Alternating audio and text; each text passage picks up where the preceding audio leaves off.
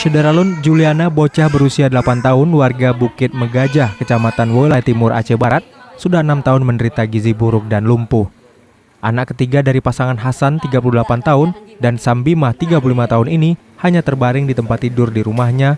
Tetapi sejak 3 hari terakhir, bocah yang tidak dapat berbicara itu sudah dibawa ke Rumah Sakit Cut Nyadin Melabuh untuk perawatan. Hasan menjelaskan Juliana lahir normal hingga usia 2 tahun tumbuh dengan kondisi sehat.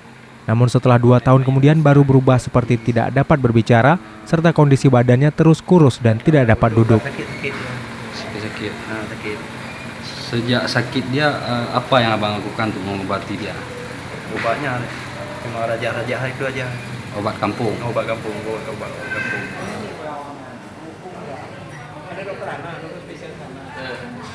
Keterangan dari tenaga medis rumah sakit bahwa beberapa hari kita rawat sudah ada perbaikan, sudah ada peningkatan berat badan, dan keadaan umum mungkin sudah lebih baik dibanding awalnya.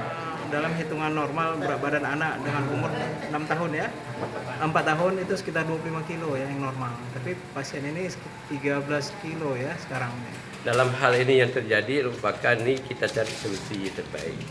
Mungkin kadang-kadang kesadaran masyarakat pun ada dalam masalah ini.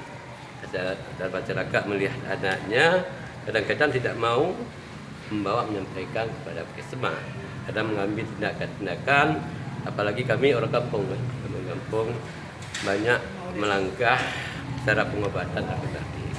Maka perlu ada dinas kesehatan memberikan sosialisasi kepada masyarakat kalau ada hal-hal indikasi gizi buruk.